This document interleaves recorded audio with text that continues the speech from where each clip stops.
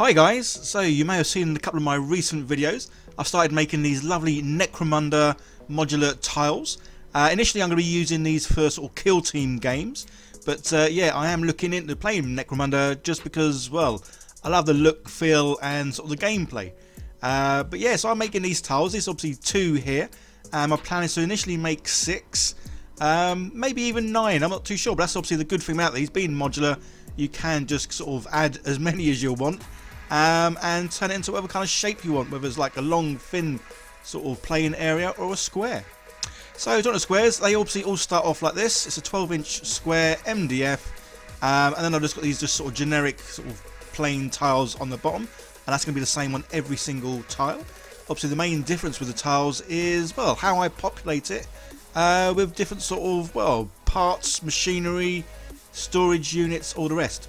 So as you can see, I go to my manufactory and I'm using these lovely sort of things by Print Minis, and they're actually sponsoring this video, so thank you Print Minis for that. And every month obviously they release, well, a shed load of both miniatures, creatures, terrain, weapons, all the rest of it. But obviously in this case it's this is what I'm sort of mainly printing out, the Riser District. So yeah, pretty much everything you're going to see in this video is from this one pack. So link down below guys, go and check them out. And if you sign up to their email list, you get 35% off, which is just, yeah, amazing. So I downloaded loads of bits and pieces, and I'm obviously going to print them out. As you can see, I'm lucky enough to have a couple of printers here. But like I've been sort of doing recently, I am trying out the whole variety of different sort of resins. And you may have seen recently, I'm trying out this Warhammer resin by Warhammer, and yes, that's 3D printed to do some sort of miniatures. But in this case, obviously I'm going to try using this stuff to do some, well, some panels and some bits and pieces, well, terrain stuff actually. So yeah, trying this stuff out. So you had good results last time with some miniatures, so I can't see why I won't get the same sort of results yeah, here. So with these modular tiles, what I'm kind of doing is just printing out loads and loads of bits and pieces, and then almost having like a bits box. So sometimes I have a rough idea what I'm making, and other times, yeah, not so much. And as you can see, these obviously come out really well, and yeah, this resin definitely has more flex to it, and it's not as, well, definitely not as brittle as some resins are, and yeah, everything comes away nicely. That's another great thing with these the Print Minis. Yeah, their stuff is well supported, so I've never had any issues with anything not working, and say everything just comes off and just peels away beautifully. But yeah, I've definitely found the resin with some flex in it.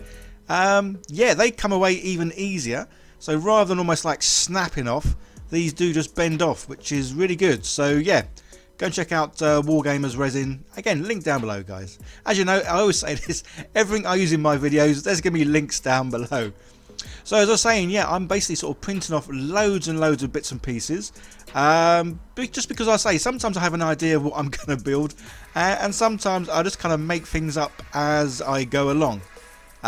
So yeah, that's why I've been printing off loads of different bits, which is why you'll see here the resin or the colour, they're a little bit different, as I've been using different sort of resins to print off different bits and pieces. Yeah, and obviously as this is 3D printed, yeah, good old super glue is what I use. Sometimes I do use Gorilla Glue, but yeah, the super glue is obviously the best one because it sort of does glue straight away. Although I've got the cheapest super glue, so this sometimes takes up to 20 seconds or more to actually, well, to glue or harden, whatever the term is. But yeah, so with this in mind, I was just kind of like building things up. It wasn't until I started sort of placing bits around the board, that's what I initially always do. I say I've got like a bits box now full of loads of wonderful bits and pieces, all from Print Minis. So say guys, this is everything you see here is sort of from just one of their months. And every month they do produce sort of terrain, vehicles, creatures, and people, which is just, yeah, amazing. So yeah, it started sort of moving things around, and then I kind of got to the idea. I liked the fact of this being almost like a, not like exactly like a castle, but like a last man standing place. So you got the nice, obviously big tower there with a walkway going up the top, and then yeah, I wanted like loads of walls and doors. So that was a great thing whenever I make these Necromunda sort of tiles. I always do it so they can be sort of like entered and exited. That's a word, exited. Yeah, from all directions. So yeah, so this one does have a variety of double doors or single doors all the way around. And yeah, I just love how it looks, because it does look like it's somewhere you'd have to try and defend. Obviously having that high vantage point is pretty cool. So everything starts to go really, really well with the print mini stuff. Again, I've had no issues with printing anything or anything getting together. So these top bits actually get slotted right in, as you'll see me do with this. But yeah, because they put so much detail in all their stuff, I wanted to sort of show off the other bits, so I had them raised. But yeah, so these bits obviously just slot in nicely. There's a variety of different ones, but obviously I've gone for the one that can hold a gun. Again, I just like the idea of this being some sort of place to defend. So yeah, you need guns, something like a prison, I guess. Yeah, have all the inmates walking around in the centre there. So there we go, everything's sort of glued down, and yeah, I'm loving how it's looking. And so these doors are just awesome, the way they sort of slot in nicely and look really good. But now, obviously, the main thing we need to do now is loads of greebly bits. And obviously, Necromunda, I think it's kind of known for pipes. You need a lot of pipes. So yeah, I printed off a whole load of pipes and chains. Oh, this is what I love. You can 3D print trains. Yeah, it's just so much fun. So yeah, loads of bits printed out. Again, no real sort of rough idea of where I'm putting things. I just put them, well, niggledy-piggledy all over the place, just to sort of fill it out, make it look a bit more natural. And yeah, everything's got a lot of character to it. So good old grout. You guys, if you've been with me a while, you'll know I love grout. As obviously a filler, so any sort of big gaps or little gaps, yeah, I'll fill stuff in. But for these kind of terrain pieces, rather than filling everything in, this grout is just awesome for making, well, rough texture. Obviously everything I paint for Necromunda is going to be like a rust bucket. So yeah, having the grout underneath just gives whatever it is a bit of texture, so it looks like it is a sort of physical rust rather than just the colour rust. So again, there's no pattern with this. I'm just going all over the place, filling gaps in, and yeah, putting rust everywhere. And yeah, so it takes a while to do this, but again, this is a hobby. It's not like a race, and I enjoy all these processes because, well, basically this hobby takes me into a lovely wibbly wobbly world of my own. So yeah, so even jobs like this, which seem really menial and just boring, I love. So there you go, you end up with something that looks like it's been hit by a dozen doves, having a good old poop on that. So yeah, they're a great thing with print minis. So every month they release sort of like a new sort of set, but they release it every Monday. So you, in 1 month, you'll get like, say, four releases of that 1 month's sort of patronage. So yeah, so these were released as I'd almost finished this, and I thought, oh, I like the look of these sort of lights, because again, I kind of see this as being some sort of like a prison. So yeah, you need spotlights to be able to sort of well, highlight anyone who's running around. So yeah, so it looks like a bit of a dog's dinner, but it's going to look like even more of a dog's dinner in a minute, because as well as obviously having all the rust, I want this thing to look like it's been beaten up, derelict, and, well, yeah, just seen better days. So using my little Dremel, I'm just whizzing around, well, making little nicks and bits here and there. But obviously it makes a mess, so Hoover. Although I did have the end bit of this Dremel, so it's only a cheap one, it kind of like spun off, and the Hoover sucked it up twice. So that's a bit of a palaver. But yeah, so it's just a case of going round, and I'm just nicking the thing all over the place and putting some right old dents in, and in some places doing like scratch marks. Again, no sort of pattern to this. This just is a case of, I want this thing to look beaten and battered, and what better way to do that than get your Dremel out and just go to town on it. And I say that the end result is, it's really good. So it seems a shame almost in a way that print minis have made these lovely sort of pieces and I'm now ruining them. Yeah, bullet holes. Yeah, I think everywhere needs bullet holes. And again with the Dremel, yeah, quick, easy and fun. Yeah, because I really am making a pig's ear of this. So there we go, it's all done, good old primed in black. With these I am sort of keeping the colour scheme fairly neutral. There's not really a lot of colour that goes into this, other than I guess the brown for all that lovely rust. But I do start with the walls and panels being a bit of a colour. And a good quick way of getting everything on is a good old airbrush. Just because this is quick, it's easy. You don't need to be too neat, as you can quite clearly see.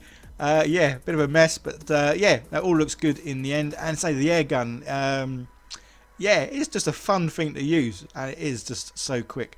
So the blue is actually more blue in real life. It comes out quite light there, but I'm using obviously a darker blue here, just because I want the lower area to be darker. Just because I think that's obviously where the dirt and grime would kind of build up. So even though these do get a lot of rust over the top, you can still sort of vaguely see that they did initially have a little bit of colour on them. So I say not too many colours at all in this, and then a bit of silver for, well, pretty much everything else. All the walkways, the floors, ladders, yeah, pretty much, well, everything else. I think it should be a metal look. And here it is, now here is the fun bit. So dirty down, yeah, you get the rust. I did initially have the small little bottles, but when I sort of messaged them to say I'd run out, any chance of getting some more, they sent me this lovely huge big bottle, which is definitely going to last me a while. So guys, if you're new to dirty down rust, this stuff is just amazing. The bottle though, it does need a real good shaking because it builds up at the bottom, and well, generally I shake it and stir it. And the way to apply this is, as you can see, dip my brush in, dib dab dob all over the place. But then what you do is you dip your brush in some water. So this obviously helps dilute it. It makes it drip, which is great because then you get some nice rusty drip lines. But also this helps because you're now getting some areas with a lot of the dirty down rust stuff, and you get a lot of areas that are watered down. So when this dries, and that's when it's the magic happens, it dries and then you just get the lovely rust effect, as you can see on this door. Obviously good old hazard warning stripes. So yeah, good old bit of masking tape, and yeah, draw some lines on it. But as you can see, so you can see a bit of it in the background there already. Yeah, that rust, when it dries, it's just, yeah, it's amazing, and it does seem to feel like it's got texture to it. But again, that's where having the grouts underneath certainly helps, because, well, that does give you some nice rough texture. And then yeah, pretty much the last thing to do is just go around a bit of dry brushing with some silver. So I say the paint job on this, super easy, but in my eyes I just absolutely love the result. It just looks like it is a rust buckety place. Obviously with the Dremel bits being cut in, it's really, everything's nicked, there's bullet holes everywhere. Yeah, this place looks like it's definitely seen better days, and there's definitely been a lot of action, a lot of fighting, which is just awesome. And there we go, that's my third Necromunda modular tile complete. Yeah, I'm loving it. I say, it just looks like a great little place to try and defend, or attack, or even get out of. Yeah, just loving it. So yeah, so everything you see here, this is all from Print Minis. Yeah, guys, go check them out, because I just love what they're doing, and the fact they're bringing out some awesome stuff every month. So yeah, so basically what you're going to see is once a month I'm going to be making a tile up using their stuff. So say I've got at least 3 more to make, but I am looking at making a new kill team or kill zone board, and again I'm going to be using stuff from Print Minis, so keep an eye out for that one as well, guys. As I have got 3 more tiles to make, guys, don't forget to let me know in the comments what kind of tiles you think I should make. I am looking at making some sort of garage up, I think, next time. So there'll be a couple of like broken down vehicles and bits and bobs. But yeah, if you guys have any ideas, let me know in the comments. And don't forget to sign up to Print Mini's email list, and say you get 35% off, well, whatever it is you buy from them, which is just great. I just want to say a big shout out and thank you to Chaos Cards and the Colour Forge for helping support the channel, as well as all my lovely patrons. There's another video on the screen, guys, give that a click, see more of what I do. And if you do like what I do, don't forget to hit the subscribe button, turn on the bell, as I do produce 1 or 2 videos every week. So like, share, subscribe, all that fun stuff, and well, I'll see you in the next one. Take care, guys, bye for now.